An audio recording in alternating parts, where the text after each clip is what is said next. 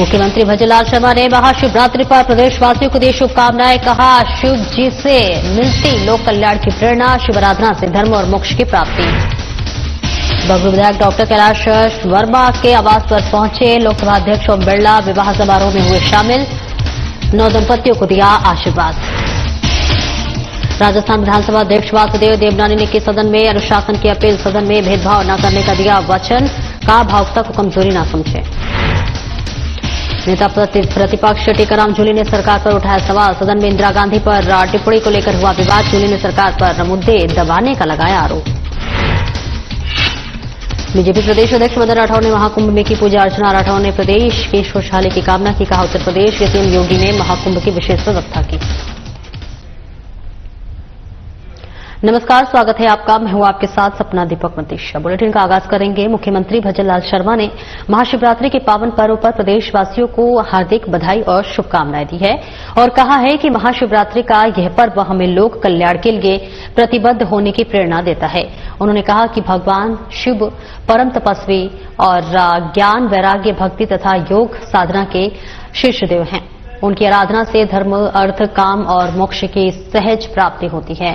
शर्मा ने कहा कि शिव हमें विपरीत परिस्थितियों में भी अविचल रहने की प्रेरणा देते हैं। सीएम ने इस पावन अवसर पर प्रदेशवासियों का आह्वान किया है कि हम अपने भीतर सत्य और ज्ञान को आत्मसात और प्राणी मात्र के कल्याण का संकल्प लें।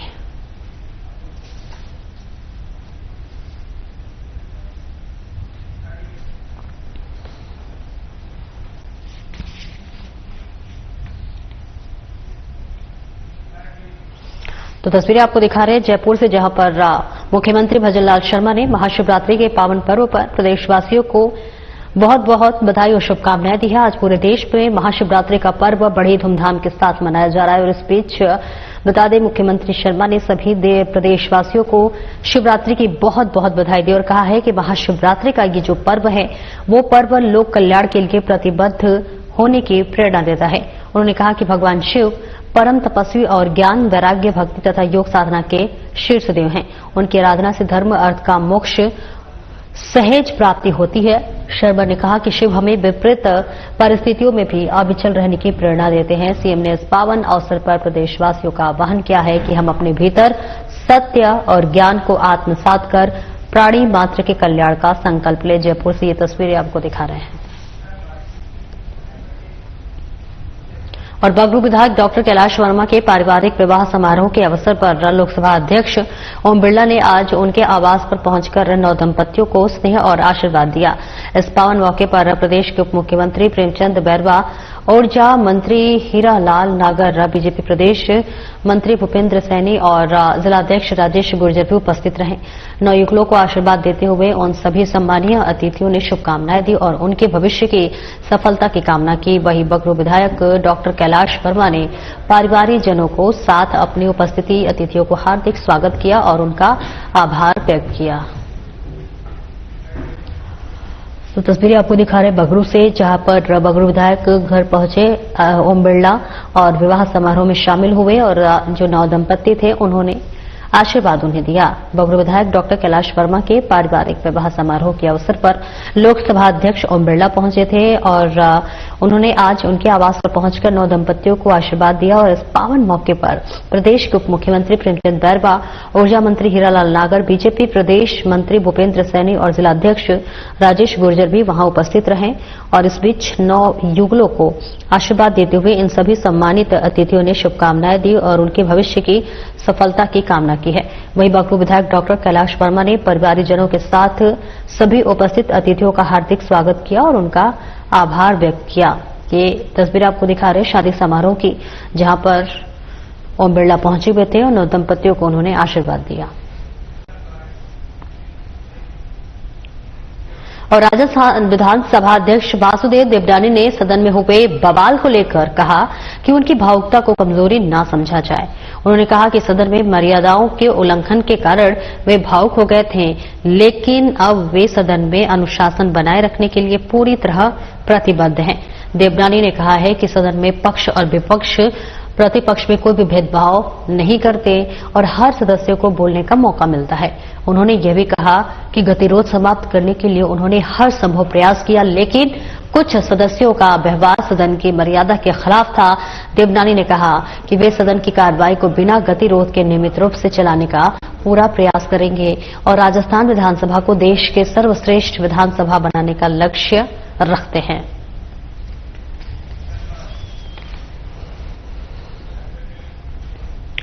और राजस्थान विधानसभा में नेता प्रतिपक्ष टीकाराम जूली ने सदन में गतिरोध का कारण सरकार की सोची समझी रणनीति और हठधर्मिता बताया है, जहां उन्होंने आरोप लगाया है कि सरकार के मंत्री ने जानबूझकर दिवंगत प्रधानमंत्री इंदिरा गांधी पर अमर्यादित टिप्पणी की है, जिससे सदन में विवाद हुआ। जूली ने कहा कि सदन की परंपरा के अनुसार यदि कोई आपत्तिजनक शब्द बोला जाए तो उसे कार्रवाई से बाहर कर दिया जाता है, लेकिन सरकार ने इसे नजरअंदाज किया। उन्होंने यह भी कहा कि सरकार सदन को चलाना नहीं चाहती और मंत्रीगण जानबूझकर सवालों से बचते हैं। जूली ने आरोप लगाया है कि सरकार ने जनहित मुद्दों पर जवाब देने के बजाय मंत्रीगण को बचाया। उन्होंने बताया कि कृषि मंत्री किरोड़ी लाल मीणा के फोन टैपिंग आरोप पर वक्तव्य देने के बजाय गृह राज्य मंत्री ने मीडिया से बयान दिया है, जिससे कि मुद्दा बनाने की कोशिश की गई। जूली ने कहा है कि जब सरकार ने विपक्ष के मुद्दों को नजरअंदाज किया तो सदन में गतिरोध उत्पन्न हुआ। उन्होंने यह भी कहा है कि कांग्रेस पार्टी हर संभव प्रयास कर रही थी कि सदन चले, लेकिन सरकार ने इसे नहीं होने दिया। जूली ने अंत में सरकार से अपील की है कि वह सदन को चलाने के लिए सौहार्दपूर्ण वातावरण बनाए, अन्यथा कांग्रेस अपनी आवाज उठाएगी। और इस बीच तस्वीरें आपको दिखा रहे हैं, जहां पर राजस्थान विधानसभा में नेता प्रतिपक्ष टीकाराम जूली ने सदन में गतिरोध का कारण सरकार की सोची समझी रणनीति और हठधर्मिता बताया है। उन्होंने आरोप लगाया है कि सरकार के मंत्री ने जानबूझकर दिवंगत प्रधानमंत्री इंदिरा गांधी पर अमर्यादित टिप्पणी की है, जिससे सदन में विवाद हुआ। जूली ने कहा है कि सदन की परंपरा अनुसार यदि कोई आपत्तिजनक शब्द बोला जाए तो उसे कार्रवाई से बाहर कर दिया जाता है, लेकिन सरकार ने इसे नजरअंदाज किया है। और इस बीच उन्होंने यह भी कहा कि सरकार सदन को चलाना नहीं चाहती है और मंत्रीगण जानबूझकर सवालों से बचते हैं। जूली ने आरोप लगाया है कि सरकार ने जनहित मुद्दों पर जवाब देने के बजाय मंत्रीगण को बचाया। उन्होंने बताया कि कृषि मंत्री किरोड़ी लाल मीणा के फोन टैपिंग आरोप पर वक्तव्य देने के बजाय गृह राज्य मंत्री ने मीडिया में बयान दिया, जिससे मुद्दा दबाने की कोशिश की गई। जूली ने कहा है कि जब सरकार ने विपक्ष के मुद्दों को नजरअंदाज किया तो सदन में गतिरोध उत्पन्न हुआ। उन्होंने यह भी कहा कि कांग्रेस पार्टी हर संभव प्रयास कर रही थी कि सदन चले, लेकिन सरकार ने इसे नहीं होने दिया। जूली ने अंत में सरकार से अपील की है कि वह सदन को चलाने के लिए सौहार्दपूर्ण वातावरण बनाए, अन्यथा कांग्रेस अपनी आवाज उठाएगी।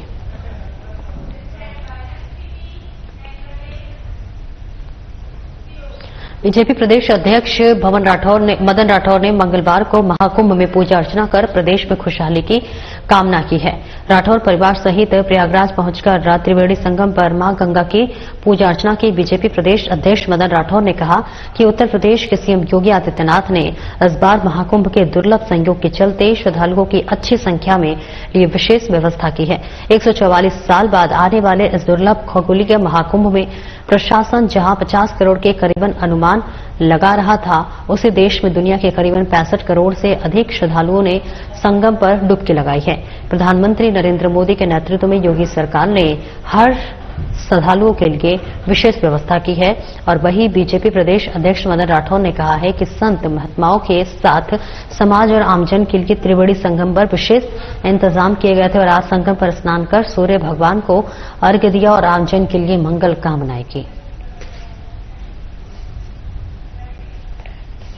तो इस बीच तस्वीरें आपको दिखा रहे हैं, जहां पर बीजेपी प्रदेश अध्यक्ष मदन राठौर ने मंगलवार को महाकुंभ में पूजा अर्चना कर प्रदेश की खुशहाली की कामना की है। इस बीच ये तस्वीरें आपको दिखा रहे हैं महाकुंभ संगम स्थल की, जहां पर राठौर परिवार सहित प्रयागराज पहुंचकर त्रिवेणी संगम पर मां गंगा में पूजा अर्चना की, डुबकी लगाई।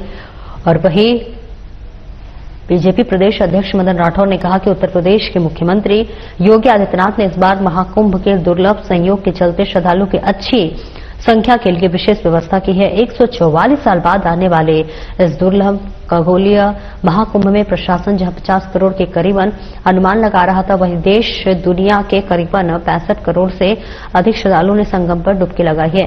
प्रधानमंत्री नरेंद्र मोदी के नेतृत्व में योगी सरकार से हर श्रद्धालुओं की विशेष व्यवस्था की गई है। बीजेपी प्रदेश अध्यक्ष मदन राठौर ने कहा है कि संत महात्माओं के साथ समाज और आमजन के लिए त्रिवेणी संगम पर विशेष इंतजाम किए गए हैं और आज संगम पर स्नान कर सूर्य भगवान को अर्घ्य दिया गया और आम जन के लिए मंगल कामनाएं की गई हैं। जयपुर से ये सीधी तस्वीरें आपको दिखा रहे हैं, जहां पर मदन राठौड़ ने महाकुंभ में पूजा अर्चना की है और इसी के साथ साथ सूबे के मुखिया योगी आदित्यनाथ की भी जमकर सराहना की है।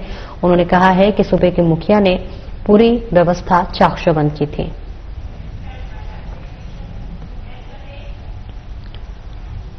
भारतीय किसान पद्धति राष्ट्रीय आयोग आयुष मंत्रालय भारत सरकार द्वारा आयोजित देश का प्रकृति परीक्षण अभियान के प्रथम चरण का समापन समारोह मुंबई में हुआ। इस समारोह में केंद्रीय आयुष राज्य मंत्री प्रताप राव जाधव ने राष्ट्रीय आयुर्वेद संस्थान जयपुर के कुलपति प्रोफेसर संजीव शर्मा को उत्कृष्ट प्रदर्शन और समर्पित सेवा के लिए 3 प्रस्तावित पत्र और पुरस्कार प्रदान किए। राष्ट्रीय आयुर्वेद संस्थान ने स्नातकोत्तर महाविद्यालयों में पूरे देश में प्रथम स्थान प्राप्त किया और जिससे कि संस्थान की सक्रिय भागीदारी और योगदान को सम्मानित किया गया। इसके साथ ही राजस्थान राज्य को अभियान में सक्रिय भागीदारी के लिए संख्यात्मक दृष्टि से चौथा स्थान प्राप्त हुआ और प्रोफेसर संजीव शर्मा ने राज्य की ओर से प्रशस्ति पत्र प्राप्त किया। प्रोफेसर शर्मा ने अभियान में उनकी भूमिका और समर्पण को सराहा और आयुर्वेद संस्थान के सभी चिकित्सकों, विद्यार्थियों और सहयोगियों का धन्यवाद किया। इस अभियान में 2,38,609 लोगों का प्राकृतिक परीक्षण किया गया, जिसमें 193.52% की स्ट्राइक रेट प्राप्त की गई है। समारोह में आयुष मंत्रालय के वरिष्ठ अधिकारियों और चिकित्सा विशेषज्ञों ने देश का प्रकृति परीक्षण किया, अभियान की सफलता पर अपने विचार साझा किए।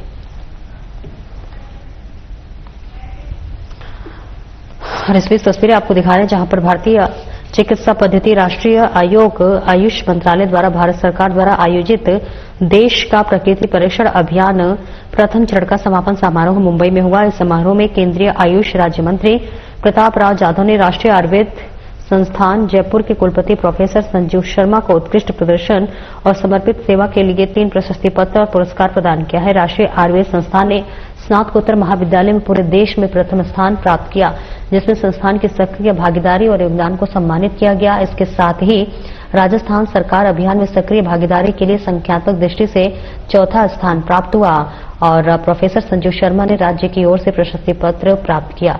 इस बीच प्रोफेसर शर्मा ने अभियान में उनकी भूमिका और समर्पण को सराहा और सभी चिकित्सकों, विद्यार्थियों और सहयोगियों का धन्यवाद भी अर्पित करते हुए नजर आए। इस बीच आपको बताते चले कि इस अभियान में 2,38,609 लोगों ने भाग लिया और परीक्षण किया, जिसमें से 193.52% जो है स्ट्राइक रेट देखा गया है। और इस बीच आपको बताते चले कितनी बड़ी संख्या में यहां पर देखा गया, जहां समारोह में आयुष मंत्रालय के वरिष्ठ अधिकारियों और चिकित्सा विशेषज्ञों ने देश का प्रकृति परीक्षण अभियान की सफलता पर अपने अपने विचार साझा किए।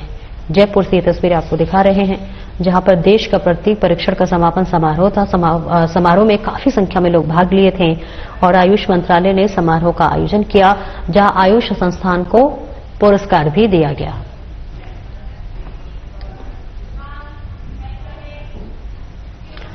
राजस्थान शिक्षक संघ शेखावत की तरफ से आयोजित प्रांतीय प्रदर्शन के तहत तहसील अध्यक्ष सुरेंद्र झोरड़ के नेतृत्व में शिक्षकों ने रतनगढ़ एसडीएम की कायराना हरकत के विरोध में उपखंड अधिकारियों को शिक्षा सचिव के नाम ज्ञापन सौंपा है। और इस बीच सभाध्यक्ष याकूब खान, प्रदेश प्रतिनिधि किशन लाल साहू और जिलाध्यक्ष विजय पोटलिया ने कहा है कि रतनगढ़ एसडीएम ने शिक्षकों के वेतन वृद्धि अनावश्यक रूप से रोककर पूरे प्रदेश के शिक्षकों का अपमान किया है।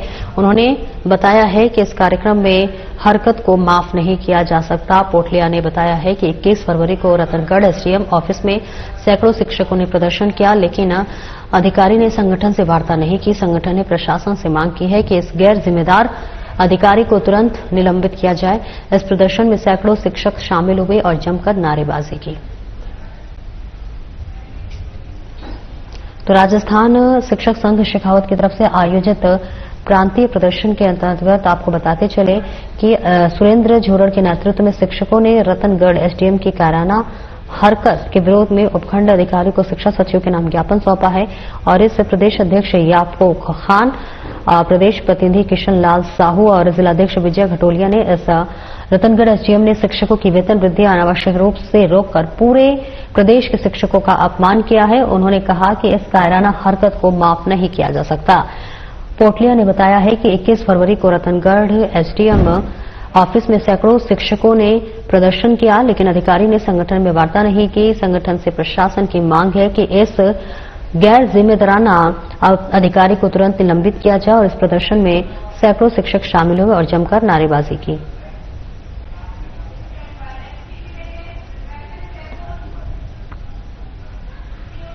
स्कूल शासन सचिव कृष्ण कुणाल की अध्यक्षता में मंगलवार को स्कूल शिक्षा विभाग की 2025-26 के लिए आय व्यय अनुदान की मांगों को एक बैठक हुई। बैठक में विधानसभा से पूछे गए और संभावित प्रश्नों के उत्तर तैयार करने के लिए निर्देश दिए गए।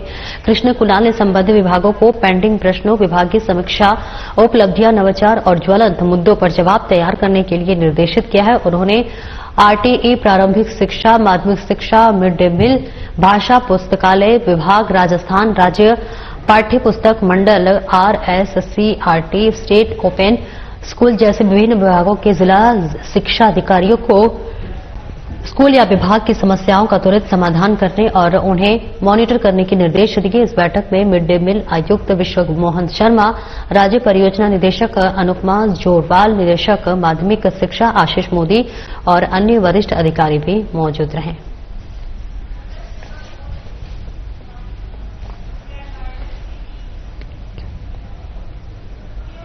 बानसूर कस्बे में लगातार जाम की समस्या को देखते हुए नगरपालिका और उपखंड प्रशासन ने चौथे दिन भी अस्थायी अतिक्रमण हटाने की कार्रवाई जारी रखी है। इस दौरान दुकानदारों में हड़कंप मच गया। मुख्य रूप से कस्बे के नारायणपुर तिराहे से अस्पताल रोड और अलवर बाईपास रोड पर अतिक्रमण हटाया गया है, जहां दुकानों के आगे लगे टिन शेड हटवा दिए गए हैं और सब्जी विक्रेताओं के हाथ ठेले सड़क से दूर दीवार के पास लगाने के निर्देश दिए गए हैं। बता दें कि बानसूर कस्बे में लंबे समय से जाम की समस्या बनी हुई है, जिससे आमजन को भारी परेशानियों का सामना करना पड़ता है। कई बार एम्बुलेंस की जाम में फंस जाती थी। मीडिया में लगातार इस मुद्दे को उठाने के बाद प्रशासन हरकत में आया और अतिक्रमण हटाने की मुहिम शुरू की। उपखंड अधिकारी अनुराग हरित, नगर पालिका अधिशासी अधिकारी विशाल यादव, तहसीलदार गजेंद्र सिंह और डीएसपी दशरथ सिंह पुलिस जाब्ते के साथ मौके पर पहुंचे और जेसीबी की मदद से कस्बे का मुख्य सड़कों से अतिक्रमण हटाया। अधिकारियों ने दुकानदारों को स्पष्ट हिदायत दी है कि वे अपनी दुकानों का सामान तय सीमा के भीतर ही रखें, अन्यथा सख्त कार्रवाई की जाएगी। उपखंड अधिकारी अनुराग हरित ने कहा है कि जाम की समस्या को देखते हुए दुकानदारों को कई बार चेतावनी दी जा चुकी है। यदि कोई भी सड़क पर सामान रखकर अतिक्रमण करता है तो उसके खिलाफ सख्त कार्रवाई की जाएगी। इस दौरान नगर पालिका के अधिकारी और कर्मचारी भी मौजूद रहे। प्रशासन की इस कार्रवाई से बाजार में हलचल मची है और वहीं आमजन ने इसे राहत भरा कदम बताया है।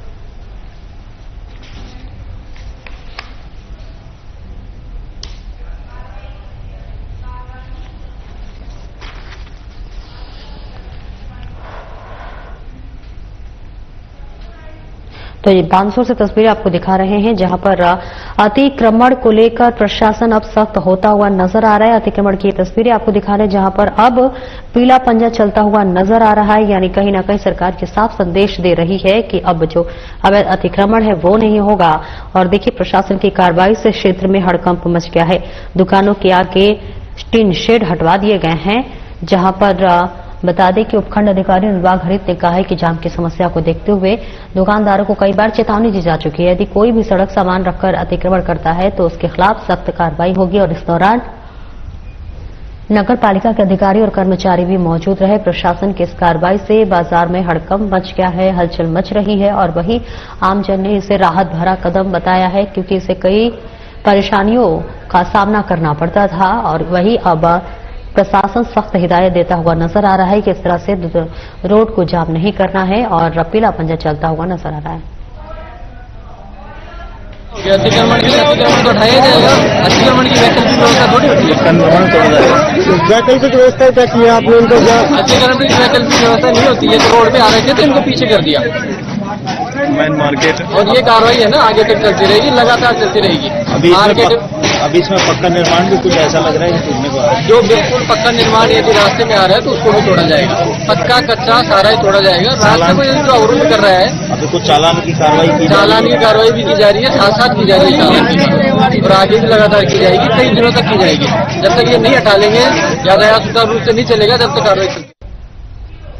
और आईसीएआई बीकानेर ब्रांच के नए अध्यक्ष के रूप में सीए हेतराम पुनिया ने पदभार संभाल लिया है। अपने सरल स्वभाव और व्यवहार कुशलता के लिए पहचाने जाने वाले पुनिया पूर्व में 2024-25 में उपाध्यक्ष रह चुके हैं और अब 2025-26 के लिए अध्यक्ष पद की जिम्मेदारी निभाएंगे, जहां पर ब्रांच कार्यालय में आयोजित बैठक में सर्वसम्मति से नए अधिकारियों का गठन किया गया। इसमें सीए मुकेश शर्मा को उपाध्यक्ष, सीए सुमित नौलखा को सचिव, सीए राजेश भोरा को कोषाध्यक्ष, सीए अभय शर्मा को सिकासा अध्यक्ष और सीए मोहित बैन को कार्यकारिणी सदस्य चुना गया है। कार्यभार ग्रहण करते हुए अध्यक्ष सीए हेतराम पुनिया ने पूर्व चेयरमैन सीए जसवंत सिंह वैद और पूर्व कार्यकारिणी का आभार व्यक्त किया गया है तथा उनके द्वारा किए गए उत्कृष्ट कार्यों की सराहना की गई है। उन्होंने बताया है कि उनके कार्यकाल में ब्रांच भवन के आधारभूत ढांचे के विकास और आईसीएआई ब्रांच के सुदृढ़ीकरण पर विशेष ध्यान दिया जाएगा। इसके अलावा बीकानेर में सदस्यों और छात्रों के लिए एक बड़े राष्ट्रीय सम्मेलन के आयोजन का भी योजना है, जिससे कि शिक्षा और नेटवर्किंग के बेहतर अवसर मिल सके। इस अवसर पर कार्यालय के लिए सभी सदस्यों ने ब्रांच के हितों की रक्षा और विकास के लिए समर्पित भाव से कार्य करने की प्रतिबद्धता जताई है।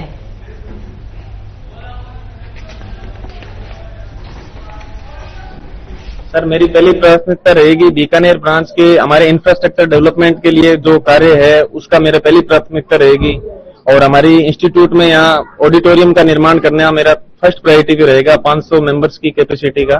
फिर सीए स्टूडेंट्स के लिए 500 स्टूडेंट्स की कैपेसिटी का लाइब्रेरी बनाने की रहेगी। फिर लिफ्ट, सोलर, आगे रोड का कार्य मेरी सब प्राथमिकता में। पहले क्या नहीं हुआ और अब क्या होगा? सर, पहले की कमेटियों में ने भी बहुत अच्छा काम किया। लास्ट कमेटी में मैं भी जैसे था, 2 साल में सेक्रेटरी रहा, 1 साल उपाध्यक्ष रहा, तो हमने भी खूब प्रयास किए और आगे उम्मीद करता हूं कि पिछली कमेटी से हम ज्यादा करने की कोशिश करेंगे। बीकानेर में केंद्र के भी मंत्री हैं और राजस्थान के मंत्री हैं, उनसे भी कुछ उम्मीद है आपको? बहुत उम्मीद है उनसे, बहुत उम्मीद, आपको कुछ फायदा हो? बहुत उम्मीद है उनसे। और जब भी हम उनसे मिलने गए लास्ट कमेटी में भी, तो उन्होंने हमारा भरपूर सहयोग किया और आगे भी हमें उम्मीद है कि हमारे इन कार्यों में उनका हमें खूब सहयोग मिलेगा। राजस्थान पुलिस अकादमी में सोमवार को आयोजित राजस्थान पुलिस अलंकरण समारोह में पुलिस महानिदेशक उत्कल रंजन साहू ने पुलिस अधिकारियों और कर्मियों को कई पुरस्कारों से सम्मानित किया। समारोह में केंद्रीय गृह मंत्री पदक, डीजीपी डिस्क, अति उत्कृष्ट सेवा पदक और उत्कर्ष सेवा पदक प्रदान किए गए। केंद्रीय गृह मंत्री पदक से सम्मानित होने वाले में उप महानिरीक्षक गौरव यादव, पुलिस उपायुक्त अमित कुमार, सहायक पुलिस उपायुक्त गुमनाराम, पुलिस निरीक्षक अमित सिहाग और अन्य पुलिसकर्मी शामिल रहे। और वहीं मरणोपरांत सम्मान पाने वाले अमित सिहाग की पत्नी संतोष चौधरी ने सम्मान प्राप्त किया। डीजीपी डिस्क ने सम्मानित होने वाले में महानिदेशक डॉक्टर रवि प्रकाश मेहरा, महानिदेशक संजय अग्रवाल और अतिरिक्त महानिदेशक मालिनी अग्रवाल सहित कई वरिष्ठ अधिकारी शामिल थे। और वहीं परेड में 4th और 5वीं बटालियन RAC जयपुर आयुक्तालय की महिला पुलिस कर्मियों, पुरुष पुलिसकर्मियों और अन्य बटालियनों ने भाग लिया। पुलिस महानिदेशक ने सभी सम्मानित पुलिस अधिकारियों और कार्मिकों को बधाई दी और उन्हें अपने कार्यक्षेत्र में पूरी निष्ठा से काम करने के लिए प्रेरित किया।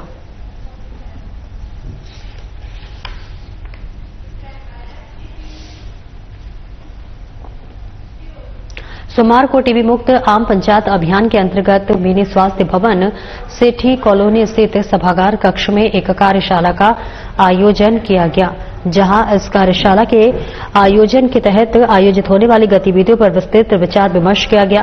कार्यशाला के मुख्य वक्ता राज्य क्षय रोग अधिकारी डॉक्टर पुरुषोत्तम सोनी ने अभियान के विषय में गहराई से जानकारी दी। उन्होंने जिला और ब्लॉक स्तर पर की जाने वाली गतिविधियों पर चर्चा की और पीपीटी प्रेजेंटेशन के माध्यम से अभियान के 6 प्रमुख इंडिकेटर्स पर प्रकाश डाला। वहीं डॉक्टर सोनी ने टीबी मरीजों की अधिक से अधिक सैंपलिंग की CB northward to north machine के जरिए टीबी स्क्रीनिंग के महत्व पर जोर दिया। इसके अतिरिक्त उन्होंने लैब टेक्नीशियनों की ट्रेनिंग, रेफरल सिस्टम को बढ़ाने और सैंपल ट्रांसपोर्ट स्टेटस के प्रबंधन के विषय में भी बताया। उन्होंने यह भी बताया है कि हर टीबी मरीज के निक्षय आईडी बनाना और निक्षय पोर्टल पर समय पर एंट्री कराना आवश्यक है और साथ ही उन्होंने निक्षय मित्र बनाने की जन प्रतिनिधियों और आमजन की सहभागिता पर भी बल दिया। संबंधित गतिविधियों पर चर्चा करते हुए सोनी ने सभी कार्यों को नियत समय अवधि में प्राप्त प्रभावी तरीके से संपन्न करने की आवश्यकताओं पर जोर दिया।